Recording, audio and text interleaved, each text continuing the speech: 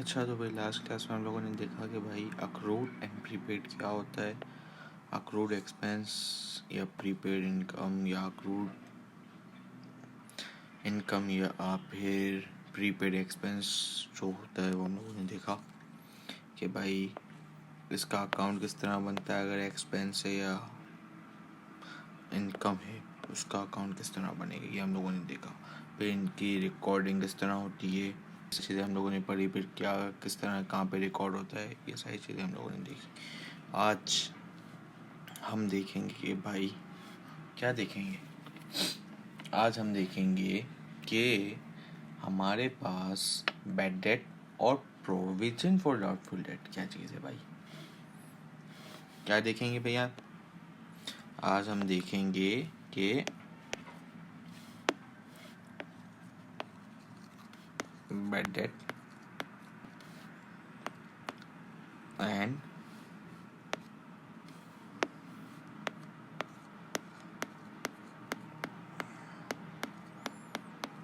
Provision for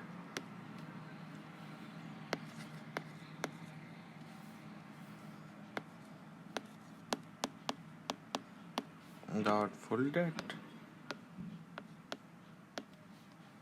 ठीक है, आज हम लोगों को इसको कवर करना है। ज़्यादा कुछ भी नहीं है इसके अंदर, ना कुछ ज़्यादा एक्सप्लेनेशन, ना कुछ ज़्यादा मगजमारी। सिंपल सी चीज़ है, क्या होती है क्या नहीं होती है इसके ऊपर अपन आते हैं। सबसे पहले हम आते हैं इसकी डबल एंट्री पे। भाई डबल एंट्री क्या है, किसकी डबल एंट्री? डबल एंट्री हम देखेंगे अभी इसकी फ़िलहाल पहले बैड डेट की। ठीक है,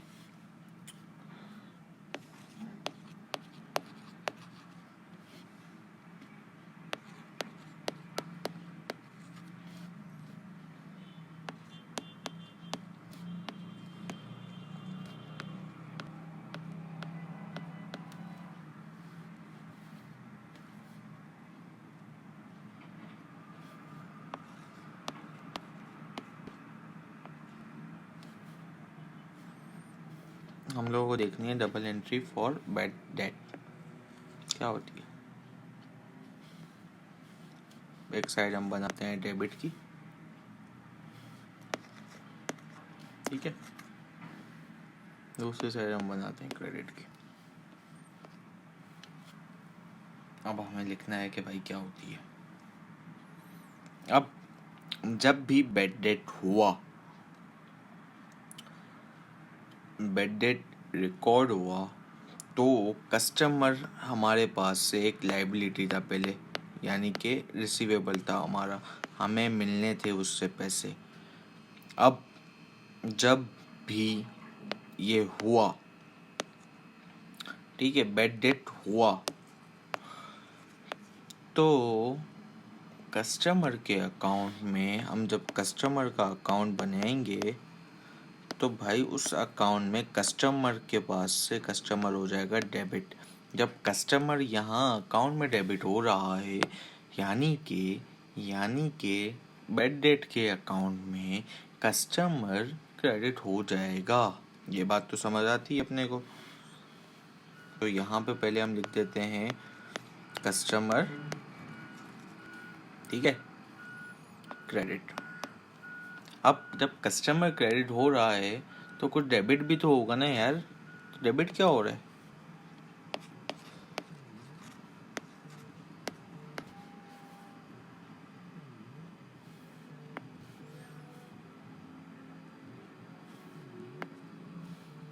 यहाँ पे हमारा बैड डेट डेबिट हो गया।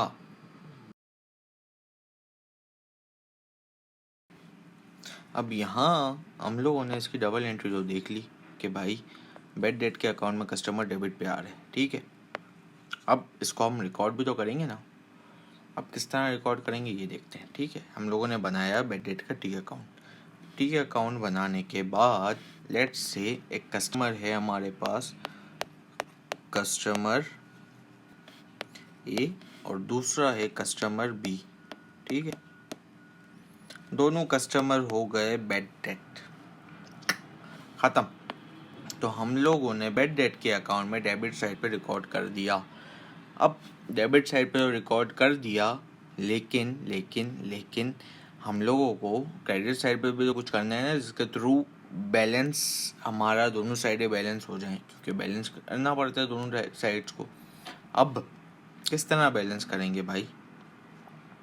हम लोगों ने इनकम स्टेटमेंट में कहा कि हमारे पास बैड आता है तो वो हमारा एक्सपेंस में आता है।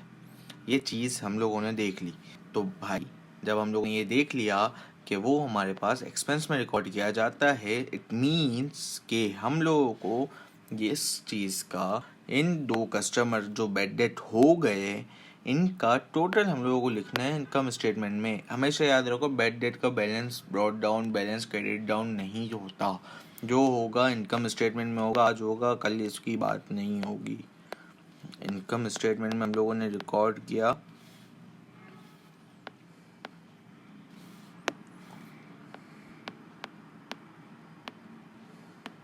ठीक है। अब दोनों साइडें हो गई बैलेंस ख़त्म। ये अकाउंट है बैड डेट का, कुछ भी नहीं है, ख़त्म अकाउंट। अब एक नोट हम लिख लेते हैं कि भाई नोट क्या है, खास नोट है।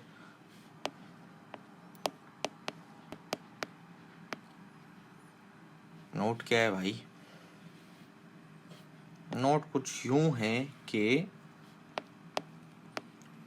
बैड डेट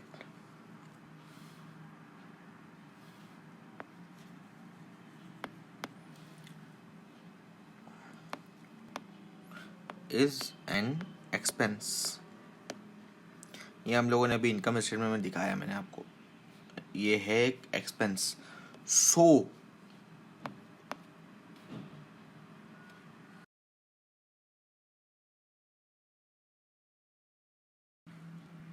भाई देखो, बैड डेट एक एक्सपेंस है, ठीक है। ये हम लोगों ने देखा, शो भी किया हम लोगों ने। कहाँ रिकॉर्ड होगा? सो it is recorded in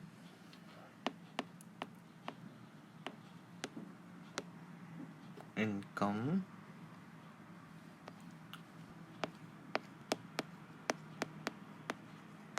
statement. Income statement पर रिकॉर्ड होगा, लेकिन किस सेशन में रिकॉर्ड हुआ था? ये भी अभी मैंने दिखाया था। किसमें? हाँ शाबाश, एक्सपेंस, ठीक है। लेकिन अब SOFP के अंदर क्या है? SOFP के अंदर ये, आप जब जाओगे ट्रेड रिसीवेबल सेशंस में, तो यहाँ पे हम लोगों ने ट्रेड रिसीवेबल लिखा तो था, देखो ट्रेड रिसीवेबल हम लोगों ने लिखा, साथ ही साथ हम लोगों ने क्या लिखा कि भाई बैड डेट को हम लोगों ने इसमें से माइनस किया।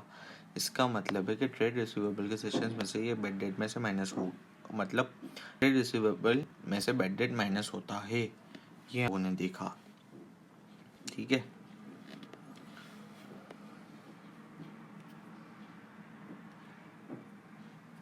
तो इस पे हम लिखेंगे एंड डिडक्टेड। किस में से डिडक्टेड होगा भाई? फ्रॉम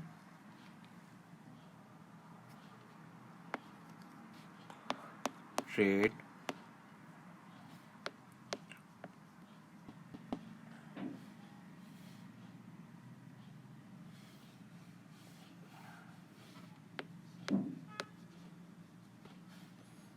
ट्रेड रिसीवेबल्स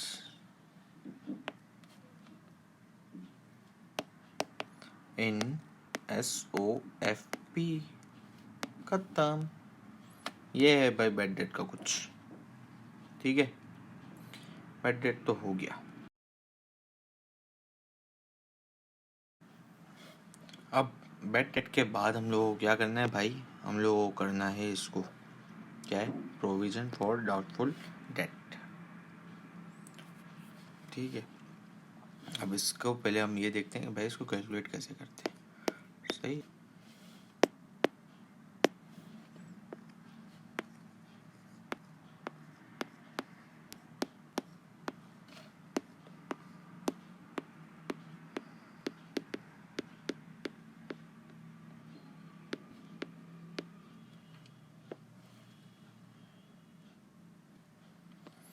प्रोविजन को कैलकुलेट करने का आसान तरीका है, कोई मुश्किल तरीका नहीं है। देखो, सबसे पहले आपको ट्रेड रिसीवेबल्स,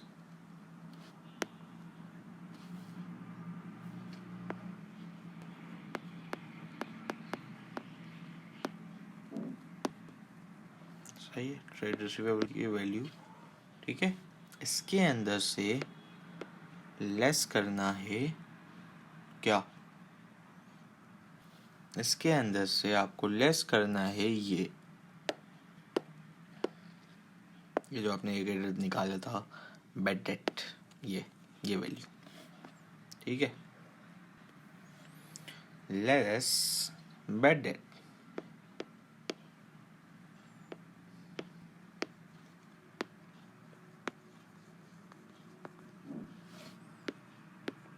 ठीक है, ये वैल्यू आपने लेस कर दी।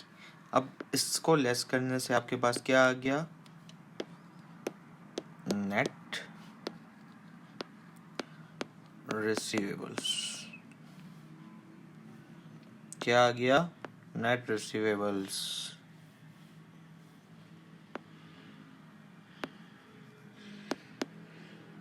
ठीक है, नेट रिसीवेबल्स आ गया।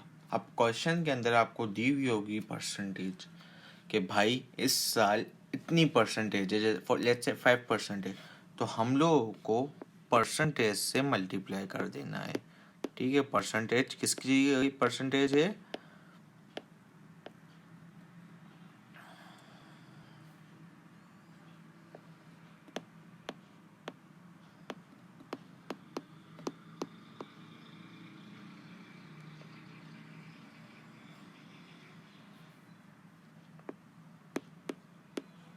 सही, प्रोविजन की परसेंटेज पे आपने लगा दिया, जिससे जिससे आपके पास आ गया आपका क्लोजिंग प्रोविजन,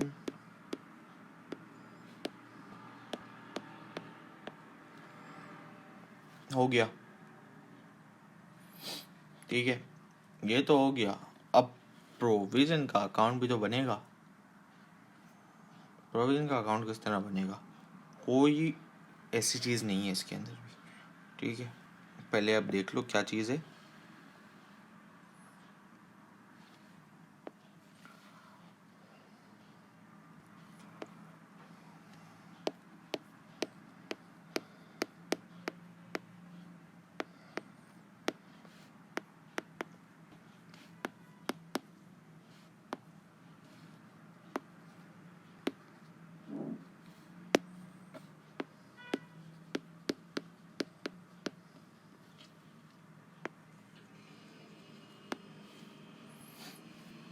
अब याद रखो, प्रोविजन का हमेशा बैलेंस, प्रोविजन का हमेशा balance debit side credit side पे होगा, यानी कि बैलेंस बीडी, ये, ठीक है। अब बैलेंस बीडी के बाद लेट्स से आपकी प्रोविजन की परसेंटेज आपने निकाली इस साल की, जो कि क्लोजिंग प्रोविजन आपने निकाला, इसको आप कंपेयर करोगे पिछले साल से, ये जो आप पिछले साल था। इफ इंक्रीज इन प्रोविजन हुआ है, इफ इंक्रीज इन प्रोविजन हुआ है, तो आपके पास प्रोविजन रिकॉर्ड किया जाएगा क्रेडिट साइड पे,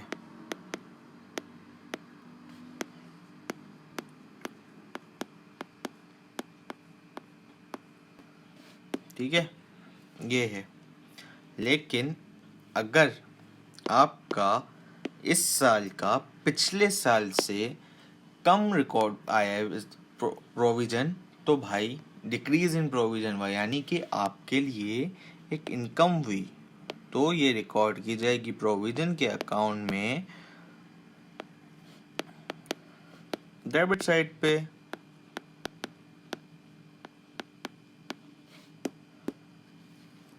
ठीक है, ये हो गया। अब बचा गया बैलेंस सीडी, लास्ट, कुछ भी नहीं इसके बाद।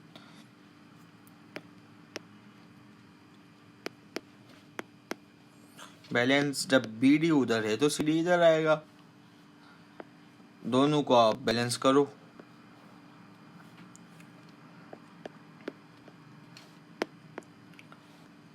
ये है आपका प्रोविजन का अकाउंट। अब एक चीज देख लो कि भाई अगर इंक्रीज इन प्रोविजन हुआ है, यानी कि ये है एक्सपेंस। ठीक है, एक्सपेंस है, रिकॉर्ड इन इनकम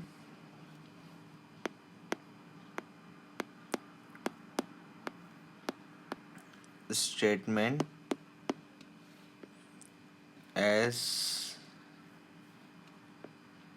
एक्सपेंस। ठीक है, वहीं डिक्रीज इन प्रोविजन हुआ है, आपके पास डिक्रीज इन प्रोविजन हुआ है।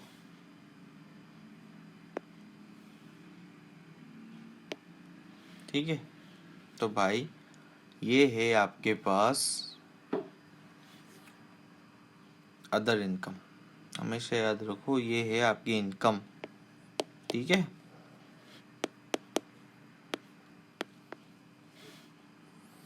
ये आपकी क्या है,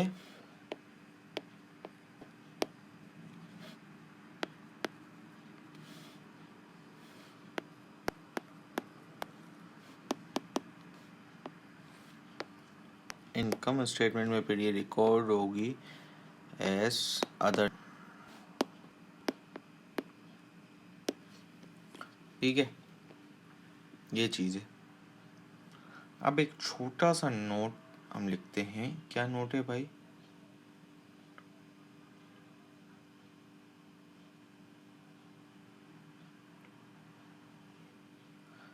देखो, इसका आया हमारे पास एक क्लोजिंग बैलेंस। ठीक है, अब क्लोजिंग बैलेंस को क्रिएट भी तो किसी तरह होगा ना भाई, ये भी तो कहीं जाएगा ना। ऐसा तो नहीं है कि इसको हम ऐसे ही छोड़ देंगे, कुछ भी नहीं करना है इसका भी हमें।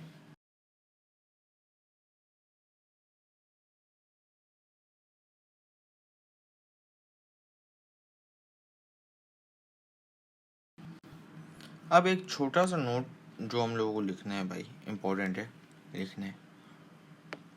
नोट क्या है कि भाई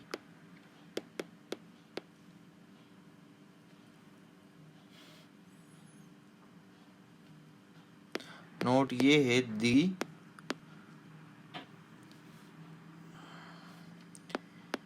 closing balance of provision for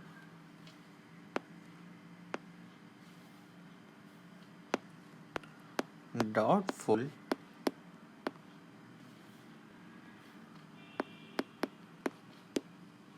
debt is always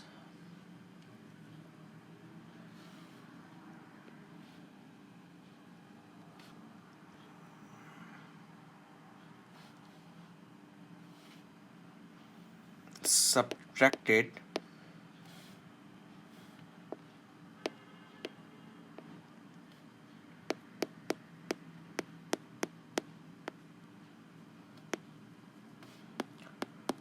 from trade receivables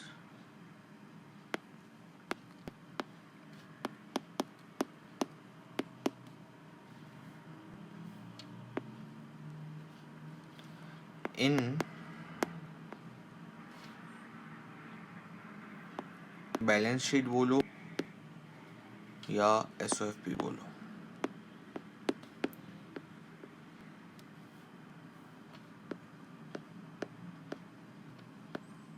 बात ही ख़त्म।